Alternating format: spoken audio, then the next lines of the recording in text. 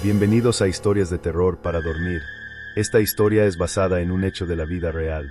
Trabajar como sepulturero en el cementerio más grande de la ciudad no era algo que todos pudieran soportar. Muchos lo consideraban un empleo agotador y, ciertamente, no estaban equivocados. Era un trabajo tanto físico como mentalmente demandante, pero para mí tenía un sentido profundo. En el fondo, lo veía como un deber, algo que el destino o, quizá, Dios mismo me había designado. Sin embargo, lo que jamás imaginé era que en ese cementerio descubriría una maldición que me seguiría para siempre.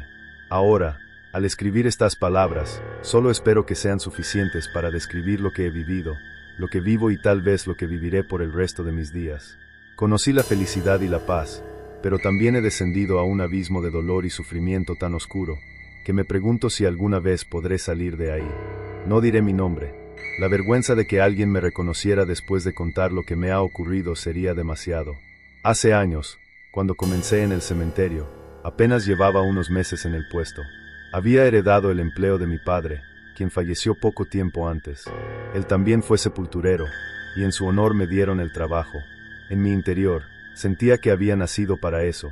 Tal vez era un sexto sentido, una intuición que me decía que debía estar allí, entre las tumbas y los restos de aquellos que partieron, en esa atmósfera impregnada de tristeza y llanto.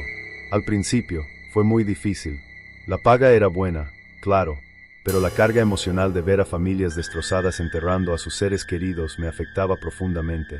Mi corazón se encogía cada vez que escuchaba los gritos desgarradores de quienes se despedían. Muchos se preguntaban por qué Dios les arrebataba a sus amados, y aunque yo no tenía respuestas, me esforzaba en ser empático, en brindarles un espacio digno para su último adiós. Mi esposa y mi pequeña hija de 3 años eran mi refugio. Me daban la paz que necesitaba cada noche al regresar a casa, y con sus sonrisas y abrazos lograba olvidarme, al menos momentáneamente, del dolor que presenciaba a diario. Sin embargo, las cosas cambiaron una tarde de invierno, cuando enterré a una niña de 7 años. Su muerte fue una tragedia. La pequeña se soltó de la mano de su madre y cruzó la calle, justo cuando un motociclista venía a toda velocidad. El impacto fue brutal, y la niña falleció instantáneamente. Su familia estaba devastada. El llanto y la desesperación que vi en ellos me afectaron de un modo distinto a lo habitual. Aquella noche, mientras terminaba de arreglar todo en el cementerio y me preparaba para irme a casa, sentí un escalofrío que recorrió mi espalda.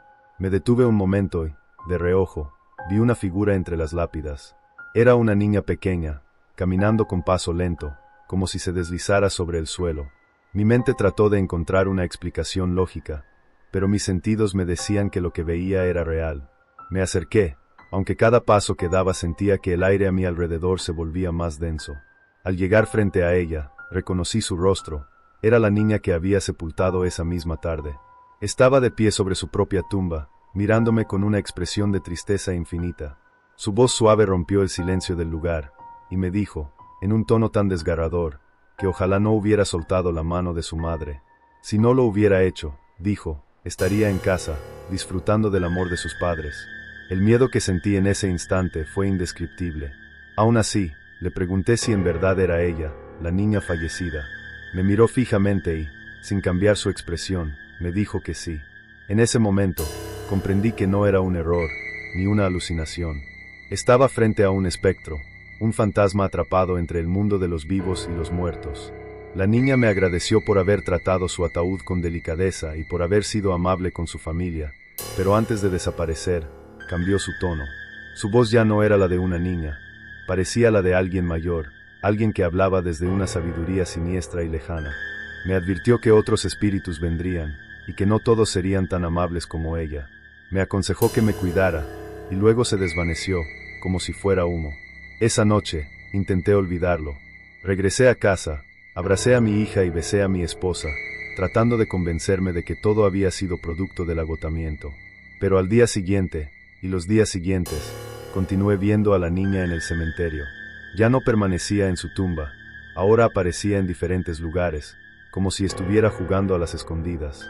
A veces reía, pero su risa no era humana.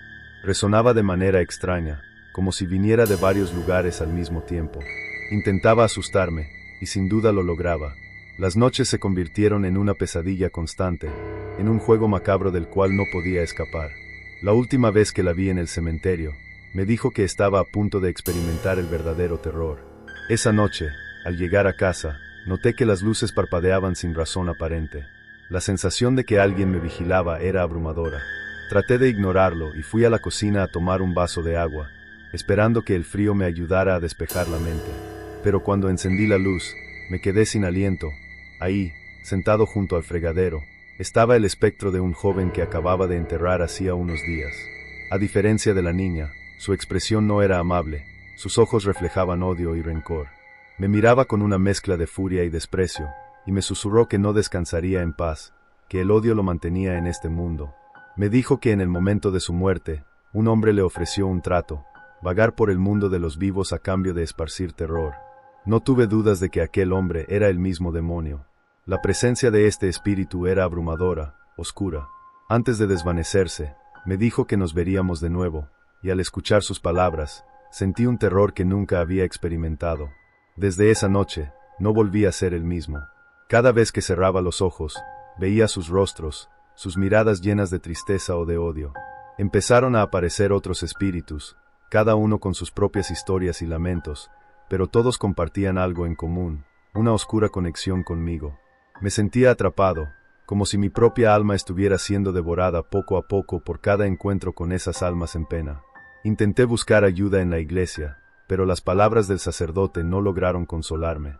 Me dijo que rezara, que mantuviera la fe, pero cada vez que regresaba al cementerio, las apariciones se hacían más intensas. Los espíritus se volvían más agresivos, y algunos comenzaron a seguirme hasta mi casa. Los veía en los reflejos de los espejos, en las sombras de mi propia habitación, como si estuvieran dispuestos a arrebatarme la vida o algo peor. Una noche, el joven del cementerio regresó a mi casa. Esta vez, no estaba solo. Otros espectros lo acompañaban, y todos se pararon en silencio al pie de mi cama. No dijeron nada, pero sus ojos transmitían un mensaje claro. No me dejarían en paz hasta que cediera, hasta que, de alguna manera, me uniera a ellos. Intenté aferrarme a la fe, recé como nunca antes lo había hecho, pero en mi interior sabía que, después de tantos encuentros, algo en mí había cambiado. Había cruzado una línea invisible entre el mundo de los vivos y el de los muertos, y aunque mi cuerpo seguía aquí, mi alma estaba marcada, atrapada en una especie de limbo, acechada por aquellos que alguna vez fueron seres humanos y ahora solo eran sombras.